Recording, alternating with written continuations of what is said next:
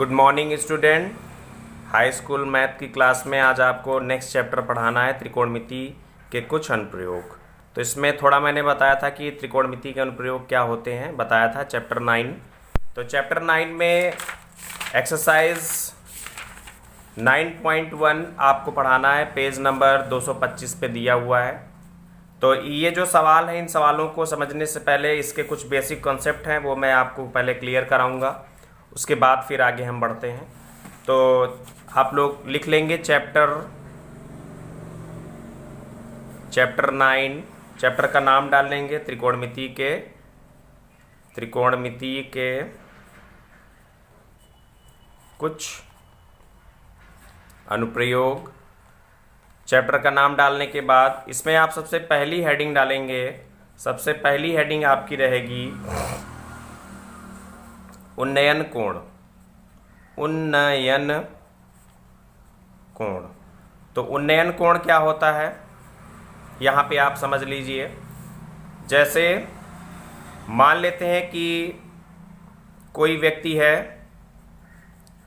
और उस व्यक्ति के नेत्र के क्षैतिज स्तर से कुछ ऊंचाई पर कोई एक वस्तु रखी है। सपोज दैट ये बॉल आप मान लें या पतंग मान लें, कुछ भी मान सकते हैं। तो ये कोई वस्तु रखी हुई है क्षैतिज स्तर। ये जो होता है नेत्र के बिल्कुल क्षैतिज जो रेखा खींची जाती है, इसे बोलते हैं क्षैतिज स्तर, या यही आपकी क्षैतिज रेखा कहलाती है। ठीक है, क्षैतिज रेखा भी बोल सकते हैं, नेत्र के बिल्कुल समतल सामने की ओर, पृथ्वी के समांतर। तो ये क्षैतिज स्तर, और उस वस्तु को देखने के लिए नेत्र से जो एक सीधी किरण जाती है जी, और इसे बोलते हैं दृष्टि रेखा। दृष्टि रेखा याद रखिएगा, ये दृष्टि रेखा है और ये क्षैतिज स्तर है के मध्य बनने वाला कोण आपका उन्नयन कोण होता है। इसे थीटा से हम दर्शाएंगे, उन्नयन कोण। तो यहाँ पर इसकी परिभाषा क्या बनती है, और ये वस्तु से ये ऐसे कर दो। तो यहाँ पर उन्नयन कोण क्या हो गया कि किसी, तो परिभाषा इसकी क्या बनेगी, किसी व्यक्ति के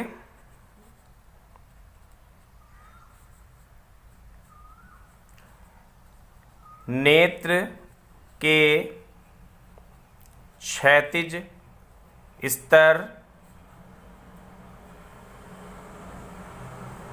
स्तर व ऊपर की ओर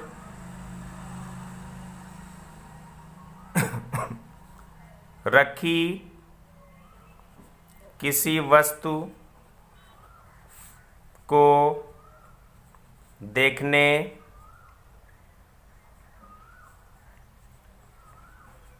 के लिए दृष्टि रेखा के मध्य बने कोण को उन्नयन कोण कहते हैं। उन्नयन कोण क्या गया, आप थीटा लिख लेंगे, यानी इसको थीटा से दर्शाते हैं। तो सीधे सीधे आप ये समझ लीजिए कि अगर आप नीचे खड़े हैं और वस्तु आपके क्षैतिज तल से, आंख के क्षैतिज तल से अगर ऊपर है, तो आप उस वस्तु को देखने के लिए ऊपर की ओर नेत्र को करेंगे। तो जो वस्तु और नेत्र के मध्य जो रेखा बनेगी उसे बोलते हैं दृष्टि रेखा। और नेत्र के पृथ्वी, यानी ये मान लेते हैं पृथ्वी है, तो पृथ्वी के समांतर जो रेखा नेत्र के समांतर बनेगी, पृथ्वी के समांतर, तो वो आपकी होगी क्षैतिज रेखा या क्षैतिज स्तर के मध्य जो कोण बनेगा उसे हम उन्नयन कोण कहेंगे। ठीक है, अब यहाँ पर दूसरी परिभाषा आपको लिखनी है, अवनमन कोण। अवनमन कोण। तो अवनमन कोण देखिए क्या होता है, तो समझिए, पहले चित्र के माध्यम से आप समझिए।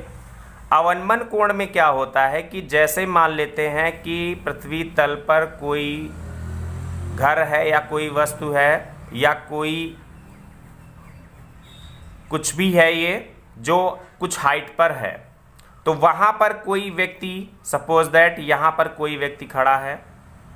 अब अभी तक क्या था कि व्यक्ति पृथ्वी तल पर खड़ा था, अब क्या है कि व्यक्ति किसी ऊंचाई पर खड़ा है। तो ऊंचाई पर जब खड़ा होगा तो उसके आंखों के सामने की जो रेखा होती है, ये तो आपको मालूम ही है, ये आपकी क्या कहलाती है, क्षैतिज रेखा या क्षैतिज स्तर कहलाता है। ठीक है, यानी पृथ्वी के समांतर। तो पृथ्वी भी ऐसे है और ये क्षैतिज नेत्र के सामने जो होता है ये क्षैतिज स्तर या क्षैतिज रेखा कहते हैं। अब क्या है कि वस्तु जो है वो नीचे रखी हुई है, यानी व्यक्ति के आंख के क्षैतिज स्तर से ऊपर ना होके अब वस्तु नीचे रखी हुई है। तो वस्तु को नीचे देखने के लिए आपको नेत्र अपनी नीचे करनी पड़ेगी। तो नेत्र और वस्तु के मध्य जो रेखा होती है वो तो आपकी दृष्टि रेखा ही होगी। अब ऊपर देखेंगे तो ऊपर दृष्टि रेखा बनेगी, नीचे देखेंगे तो नीचे दृष्टि रेखा बनेगी। तो यहाँ पर इसके लंबवत अगर ऐसे खींच दिया जाए तो यहाँ पर एक कोण बनता है phi.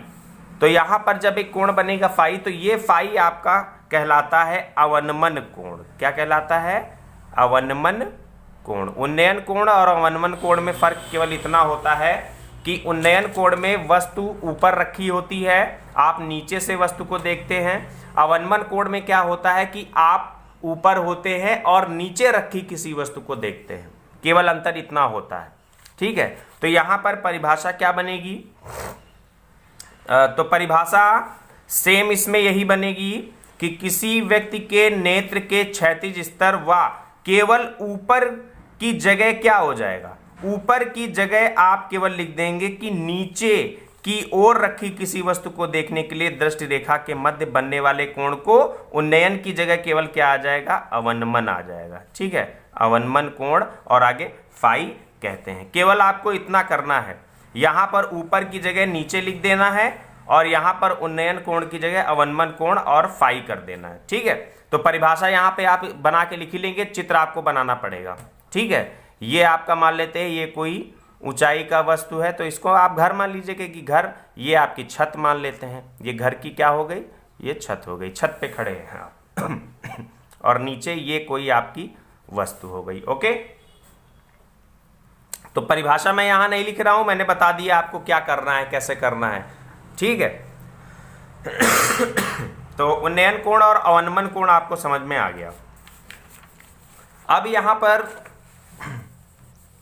Example number first, page number 219 पे देखते हैं। धरती पर एक मीनार ऊर्ध्वाधर खड़ी है, धरती पर एक मीनार खड़ी है तो लंबवत खड़ी होगी। धरती के एक बिंदु से जो मीनार के पाद बिंदु से पाद बिंदु होता है, यानी मीनार का नीचे का हिस्सा, 15 मीटर दूर पर शिखर का उन्नयन कोण 60 है।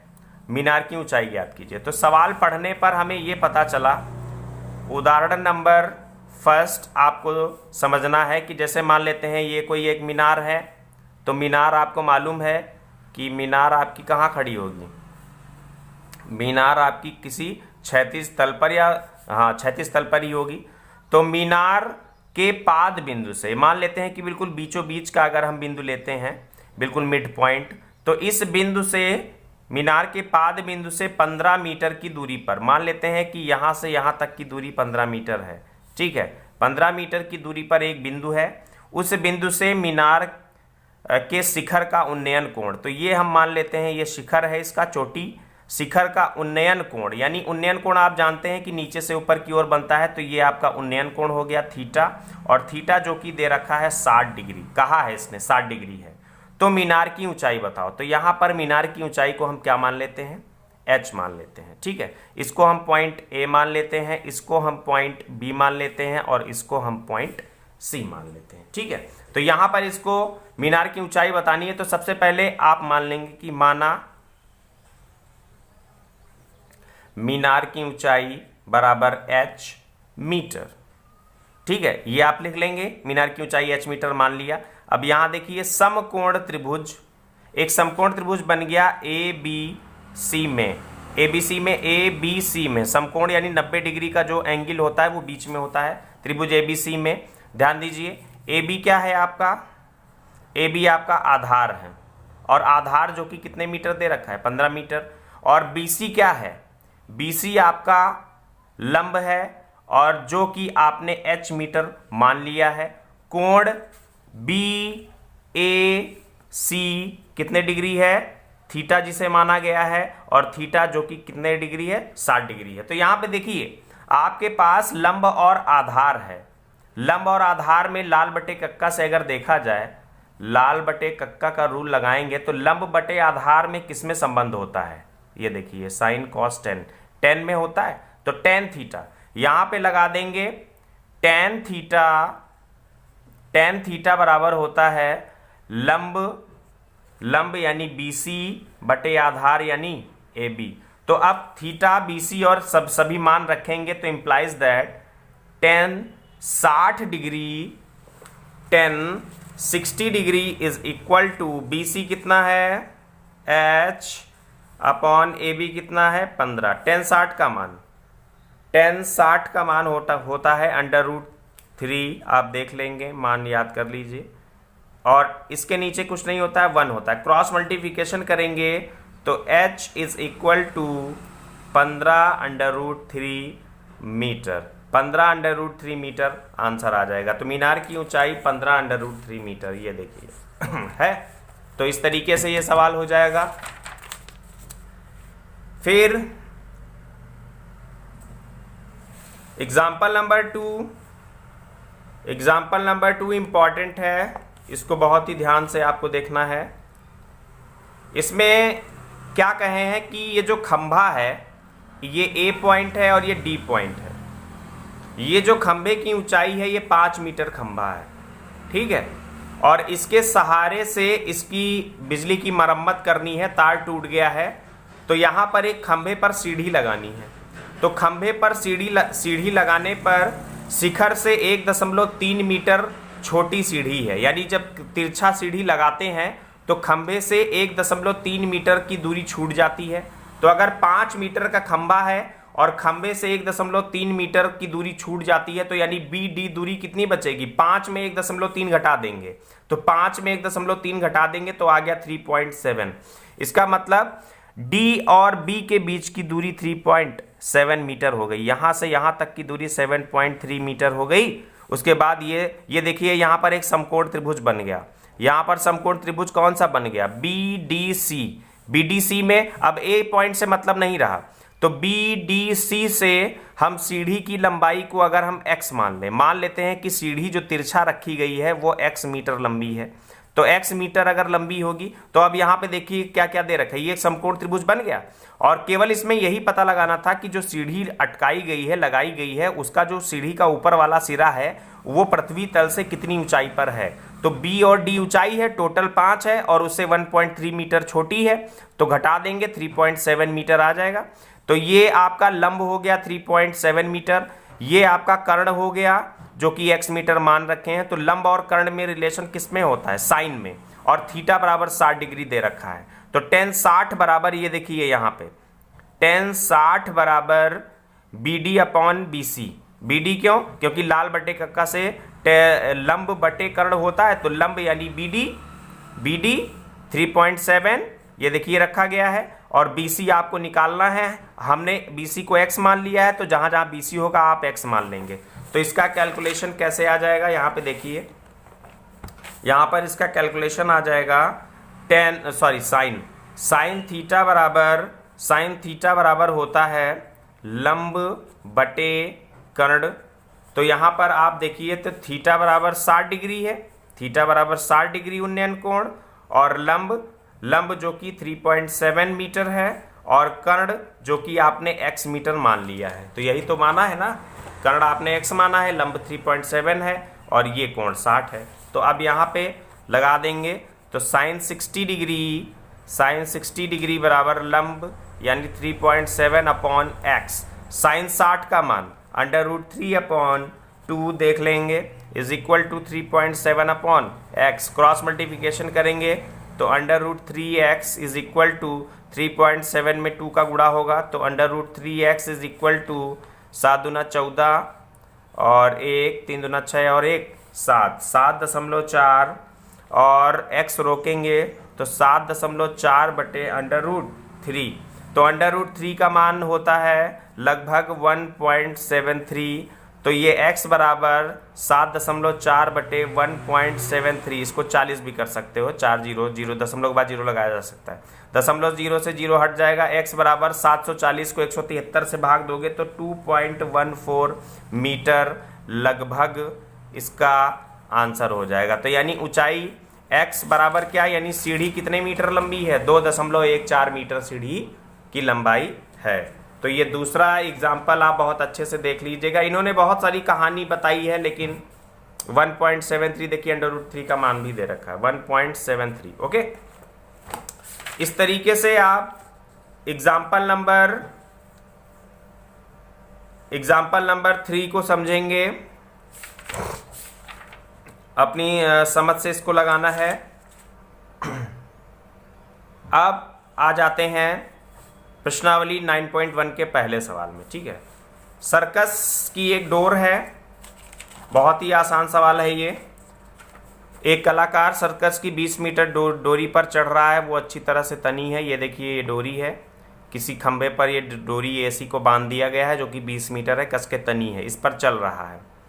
भूमि से सीधे खंभे के शिखर से बंधा है। यदि भूमि के स्तर के साथ डोरी द्वारा बनाया गया कोण 30 है, यानी उन्नयन कोण नीचे की ओर है ना कोण 30 है, तो खंभे की ऊंचाई बताओ। तो खंभे की ऊंचाई यानी AB खंभे की ऊंचाई है। तो हम ये मान लेते हैं कि खंभे की ऊंचाई h है। तो इस चित्र में आप देखिए, एक्सरसाइज 9.1 के फर्स्ट सवाल में ये इस तरीके से ये चित्र बना हुआ है। ये डोर है AC, और उसके बाद ये B पॉइंट है, ये 90 अंश का कोण बना रहा है, और ये कोण आपका 30 अंश बन रहा है इधर से, और ये ऊंचाई h मान लेंगे। तो ये सवाल कैसे लगेगा, यहाँ कर लिखेंगे आप, माना खंभे की ऊंचाई h मीटर है और थीटा बराबर कितना है, 30 डिग्री है, और समकोण त्रिभुज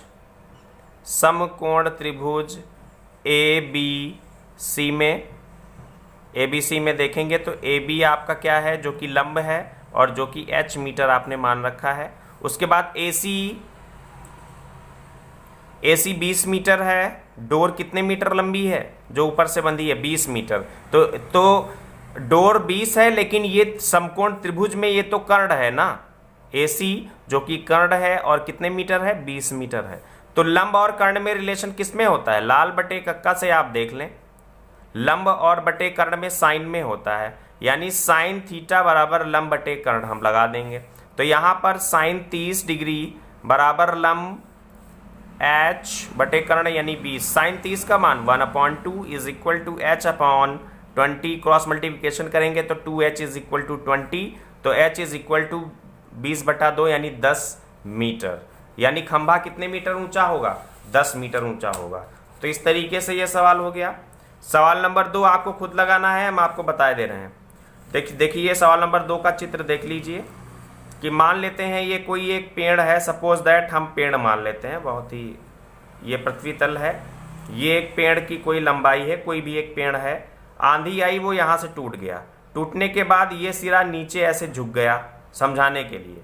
तो ये सिरा जब नीचे झुक गया, तो अगर पेड़ की ऊंचाई बतानी है तो जहां से पेड़ टूटा, यहां से पेड़ टूटा, आप ये मान लो कि यहां से यहां तक की दूरी x है, और जहां से टूटा नीचे गिर गया, तो ऊपर की जो ये जो सिरा था ऊपर का, वो नीचे जमीन पे लग गया, और जो कि सवाल ने कहा है कितने अंश का कोण बनाते हुए लग गया, 30 डिग्री का कोण पृथ्वी तल से बनाता है। आप सवाल पढ़ेंगे तो समझ में आ जाएगा।